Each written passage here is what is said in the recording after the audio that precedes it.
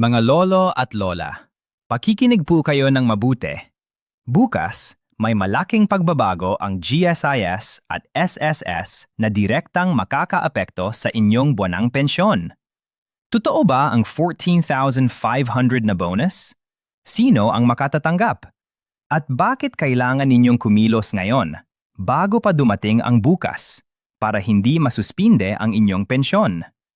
Sa susunod na 15 minuto, ibibigay namin sa inyo ang bawat detalye, ang bonus, ang mga pagbabago, ang mga babala, at kung paano ninyong puprotektahan ang inyong kinikitang pensyon. Huwag pong aalis. Ang video na ito ay maaring magligtas ng inyong buwanang kabuhayan. Magandang araw po, mga mahal naming lolo at lola. Kayo po ay nasa tamang lugar sa tamang oras. Dahil ngayon, dadalhin namin sa inyo ang pinakabagong at pinakaimportanteng balita tungkol sa inyong GSIS at SSS pensyon. Balitang makakaapekto sa inyong bulsa hindi lamang ngayon, kundi pati na rin simula bukas at sa mga darating pang araw. Kaya't huwag pong aalis ng inyong upuan at pakiusap na ibaba ang inyong ginagawa dahil ang bawat salita sa video na ito ay para sa inyong kapakanan at proteksyon. Napakarami sa ating mga kababayan na senior citizen ang nagtatanong araw-araw. Totoo ba yung 4,500 na bonus? Sino ang makatatanggap nito? Apektado ba ang aking pensyon sa mga pagbabagong ito? At paano ko malalaman kung kumpleto na ang aking mga papeles?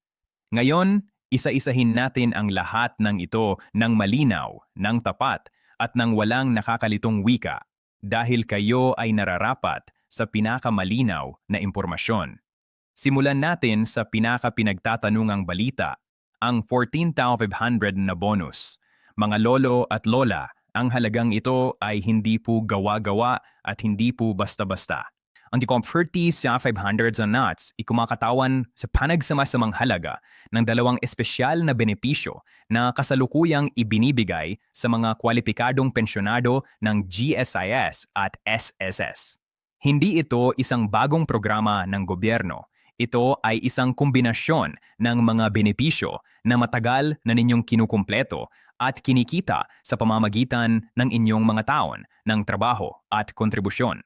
Ang unang bahagi ng 14,500 ay ang tinatawag na 13th month pension.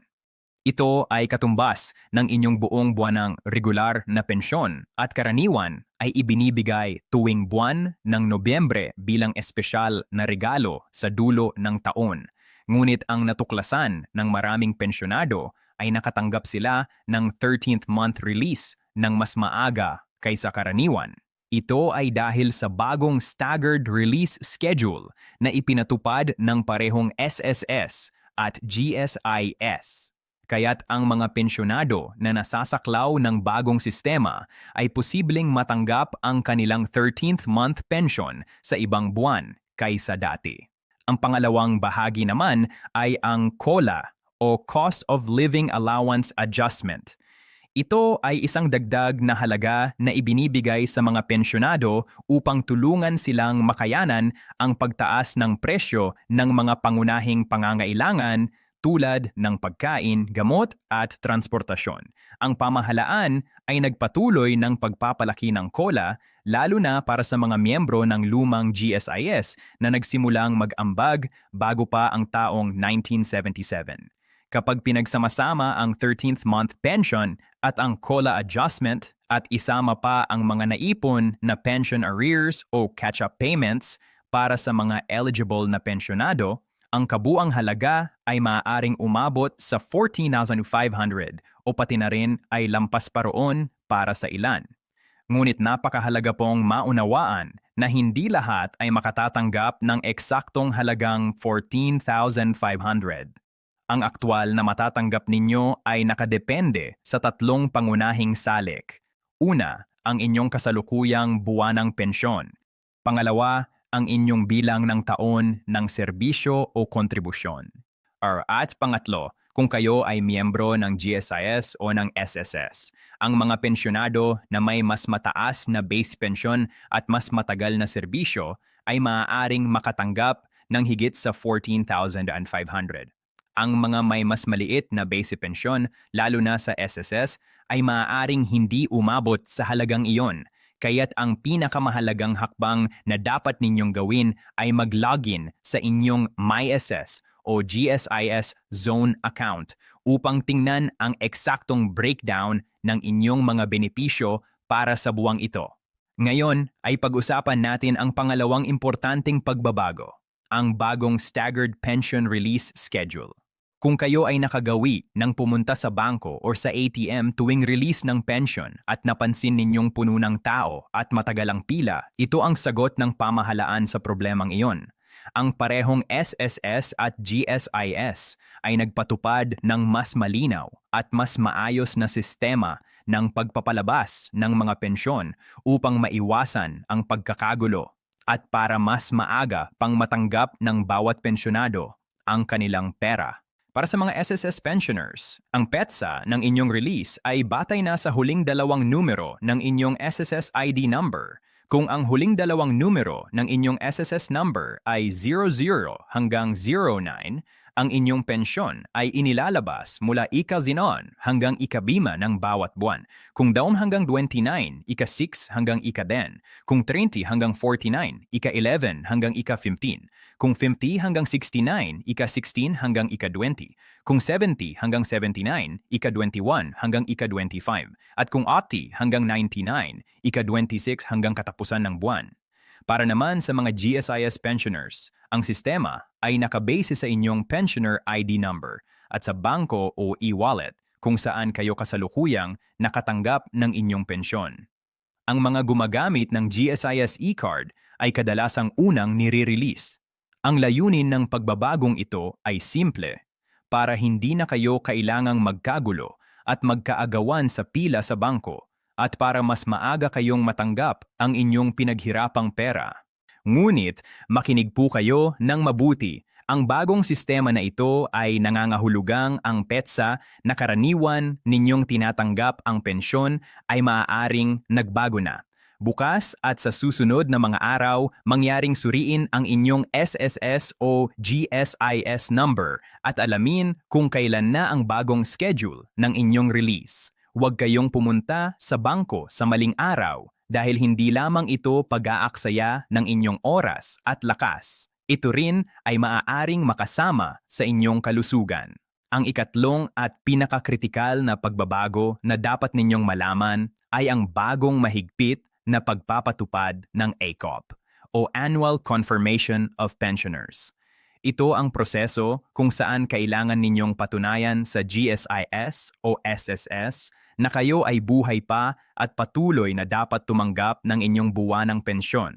Ngayong Mayo 2025, parehong SSS at GSIS ay nagpahayag ng mas mahigpit na pagpapatupad ng ACOP. Di ang mga pensyonado na comply sa loob ng takdang panahon ay maaring masuspinde ang kanilang pensyon. Nangangahulugang hihinto ang inyong buwanang kabuhayan hanggang sa ma-update ninyo ang inyong mga record. Para sa mga miyembro ng GSIS, ang ACOP ay maaaring gawin sa pamamagitan ng inyong GSIS e-card biometric verification. Personal na pagpunta sa pinakamalapit na GSIS branch o sa mga authorized na land bank at DBP branches. Para sa mga miyembro naman ng SSS, tinatawag itong AROP o Annual Reconfirmation of Pensioners at maaaring gawin online sa pamamagitan ng inyong My SSS portal o personal na pagpunta sa pinakamalapit na SSS branch.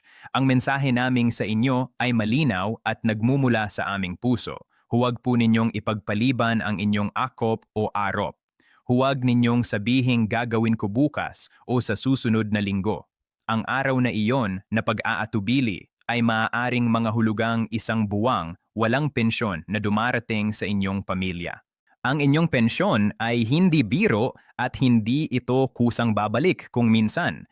Kailangan ninyong kumilos ngayon. Ngayon naman, alamin natin kung magkano talaga ang matatanggap ng iba't ibang uri ng pensyonado ngayong buwan. Gagawa tayo ng 3 halimbawa ng tunay na tao para mas madaling maunawaan ng bawat isa sa atin kung anong klasing sitwasyon ang pinakakatulad ng ating sariling kalagayan. Ang ating unang halimbawa ay si Tatay Erning. Siya ay isang dating guro mula sa Pangasinan na nagretiro noong taong 2010 pagkatapos ng 30 taon ng serbisyo sa gobyerno. Ang kanyang kasalukuyang buwanang GSIS pensyon ay 10,200 piso. Dahil sa kanyang matagal na serbisyo at mataas na base pension, si Tatay Erning ay karapat-dapat sa buong COLA adjustment na katumbas ng 10% ng kanyang basic pension na nagdadagdag ng 1,200 piso. Kasama rin ang GSIS Special Cash Gift na 5,000 para sa mga eligible na pensyonado. Ang kabuang matatanggap ni Tatay Erning ngayong buwan ay maaaring umabot sa 18,400, malayo pa sa ibaba ng 14,500 na benchmark. Ngunit may babala para kay Tatay Erning. Siya ay may natitirang GSIS policy loan na nagkakahalaga ng 500 piso bawat buwan na automatikong ibabawas sa kanyang pensyon. Ang net na matatanggap niya ay magiging 17,900 lamang. Mababa pa rin ng malayo kaysa zero, ngunit ang mensahe dito ay mahalaga. Laging alamin ang inyong mga bawas bago pa man manlumo sa halagang natanggap ninyo. Ang ating pangalawang halimbawa ay si Lola Nena mula Cebu. Si Lola Nena ay isang dating may bahay na naging voluntary SSS member sa loob ng 20 taon. Ang kanyang buwanang SSS pensyon ay 4,200 piso. Sa kanyang sitwasyon, ang kanyang pangunahing benepisyo ay ang kanyang regular na buwanang pensyon at kung may 13th month release man ngayong buwan, ang kabuang matatanggap niya ay 8,400. Hindi siya aabot sa 14,500 at iyan ay normal at hindi dapat ikabahala. Ang mga senior na may mas maliit na SSS pension ay maaaring dagdagan ang kanilang kita sa pamamagitan ng SSS Pension Loan o sa pamamagitan ng pag-avail ng mga Senior Citizen Alignment Programs ng DSWD. Ngunit ang pinakakritikal na paalala para kay Lola Nena, kailangan niyang kumpletuhin ang kanyang AROP bago magkatapusan ng Hunyo 2025. Kung hindi, maaaring i-hold ng SSS ang kanyang pensyon simula sa susunod na buwan. Ito ay hindi banta. Ito ay katotohanan na dapat nating harapin ng bukas palad. Ang ating ikatlong halimbawa ay si Lolo Berting, isang espesyal na kaso na marami sa atin ay maaaring katulad. Si Lolo Berting ay nagtrabaho sa gobyerno ng 10 taon at sa pribadong sektor ng 15 taon.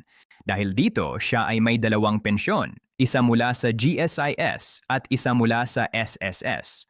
Ang kanyang GSIS pensyon ay 7,500 bawat buwan at ang kanyang SSS pensyon ay 3,008.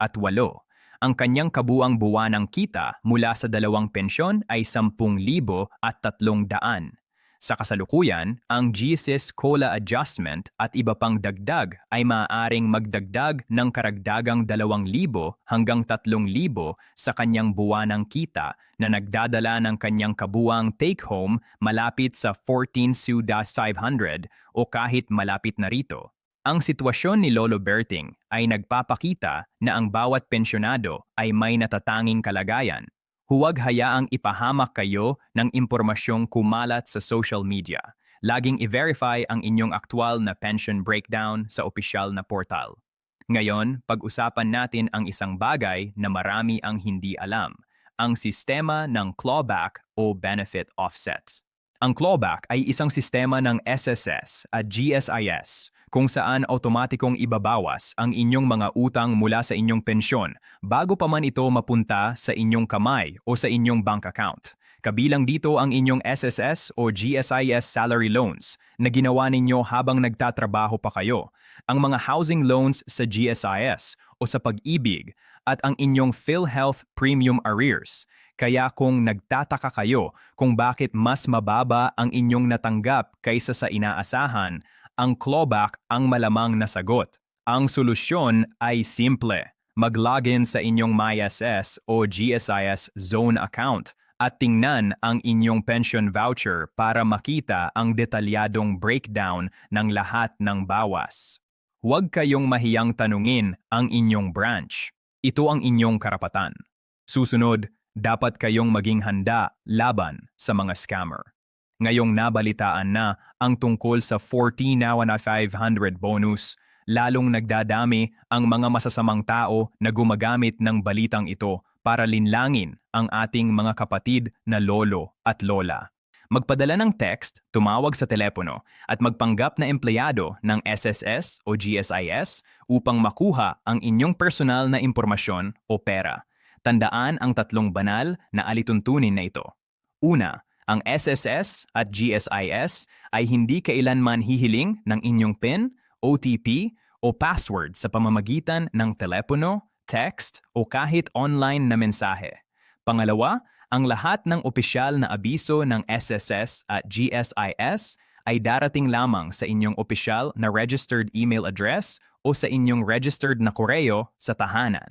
Pangatlo, kung may tumawag sa inyo at nag-aalok na tulungan kayong i-claim ang inyong bonus, ibaba ang telepono agad at iulat ito sa SSS Hotline 1455 o sa GSIS Hotline 8888-7777. Ang inyong pera ay inyong pera. Huwag hayaang nakawin ito ng sinuman.